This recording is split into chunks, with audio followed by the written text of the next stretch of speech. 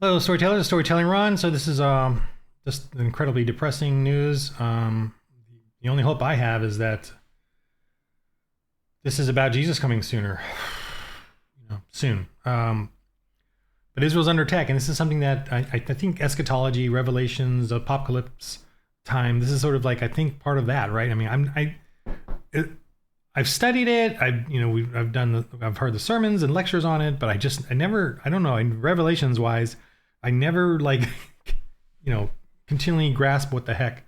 But I have the live thing on here, but it's muted. But this is just waking up to this. This is a very sad video. This is a woman being a Jewish woman, and she's got blood between her legs, on her head, and they basically pulled her out. Her hands are painfully together, and they threw her back in the front of this Jeep, and they just look like animals. They look like animals pushing her around, and she's gone. I mean, I think she's gone. How is Israel going to get her back? How is she going to survive this? They're animals. And the videos here are just horrifying of them just attacking. This is on Not the Bee, but obviously this is now getting older and older. But they show videos of just terrible stuff.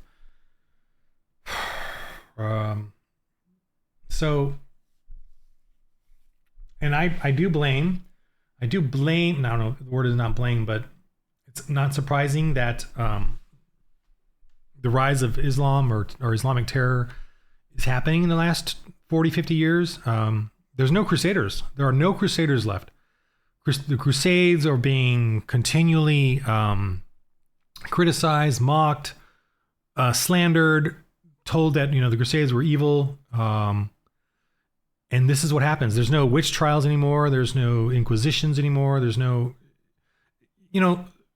Christian nationalism or Christian justice can be brutal if you're a sinner. If you're wanting to sacrifice children, I guess the Inquisition can be quite brutal if you want to sacrifice children.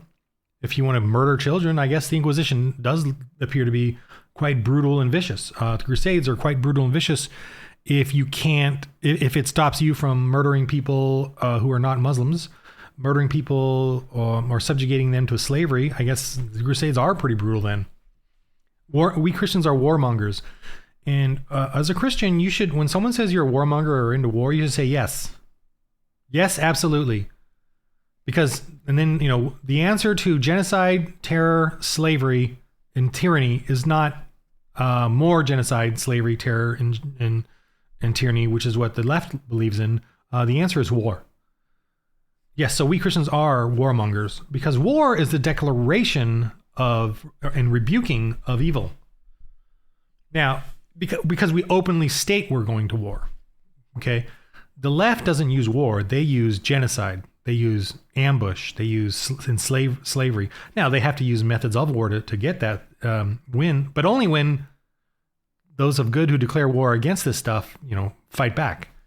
But as in this case with Hamas attacking Israel, they didn't declare war. They just went in and started attacking and killing people and abducting, many women here. And the videos show women being abducted, and it's horrifying. It's terrible. And I pray that their torture will end quickly.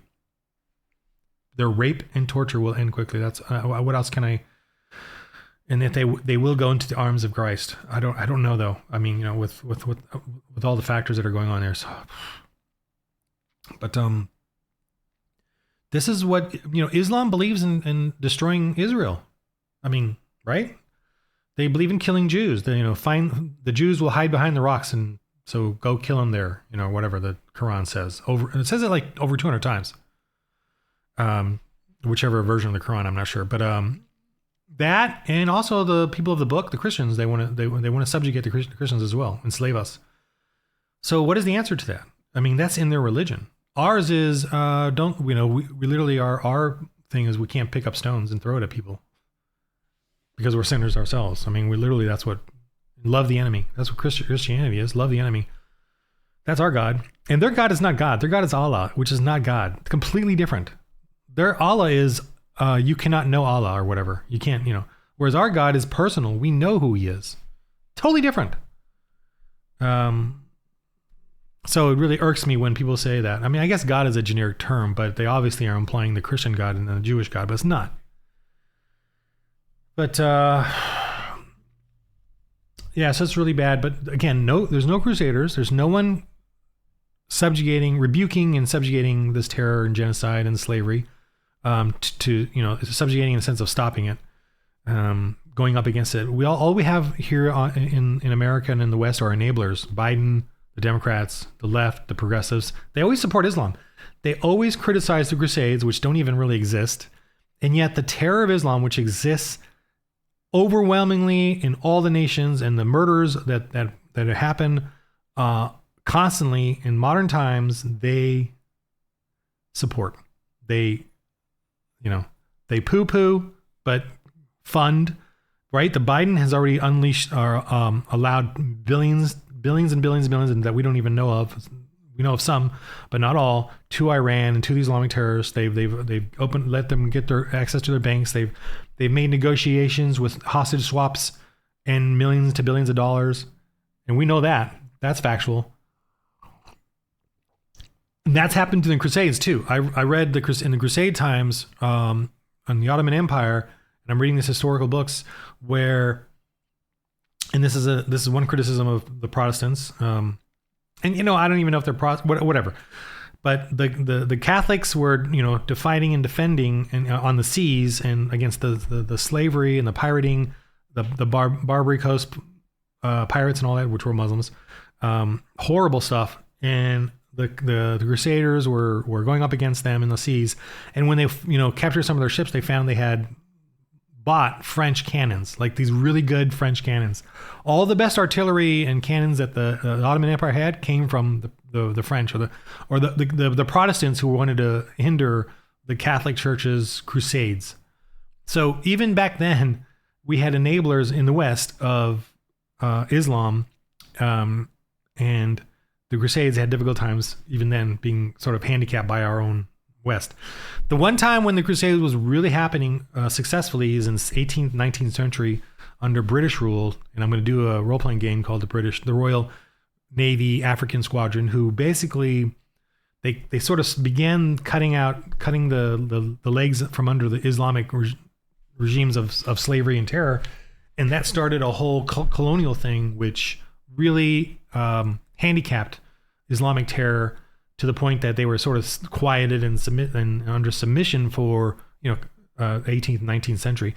And it wasn't until 1940 or so, after the World War I, that the Islam returned with such power in the 60s and 70s, when the progressives and the left started enabling them again. And Israel obviously started at that point too, so that sparked them, I guess, into fervor. Yeah, so sadly, this stuff's happening again. I've seen it in the stuff that I've read on the Crusades, where you'll have a period of peace amongst the Muslims, but that's that period while they're regaining their strength, right? And it's called taqiyya, I think, where they can make they will befriend you, make an allegiance to a treaty with you until they're strong enough to then attack you from behind, a sneak attack. That's what they believe in. They believe in making, and this says in the Quran, you may befriend the unbelievers until you are strong enough to attack. So they believe in that. They believe in lies and deceptions, and that's the truth to a Muslim, in the Quran. That's the truth to them. They can, we wonderful, we really care, but as soon as they get the strength in their mosques and in their power, their warrior class, they will attack you. So that's Islam for you, and then the progressives are enabling it. There are no crusaders today. There are no, the church is very weak. The real church, the Church of Jesus Christ, not the progressive fake church, but the real church. What is the solution? Praying, church, joining. We need to make the church stronger, and we need to make men who will rebuke the progressives, the Democrats, in public and in the halls of governance. We need rebukers. So a strong church. So you got to. Don't take it upon yourself or myself to go out and, do whatever vigilante stuff or, love the enemy, obviously. But be at peace and know that just support a church, join a church. Make sure it's a strong church, like I've said over and over, that the pastor, the man, is opening up the Bible and teaching you sections at a time for his sermon lecture, a lecture. And support that church, fellowship with the men there, and the women fellowship as well. But fellow is a men thing, men fellowship, get together, and make sure that the other men too are strong, able to rebuke sin, talk about salvation and hell and heaven, and just have a stronger will. So I'm working on these role-playing games to kind of that have that sort of, where we kind of have that sort of sense in the game. And it's sort of like a practice of evangelism. Anyway, so that's my little rant again now today on this sad day that Israel is being attacked again.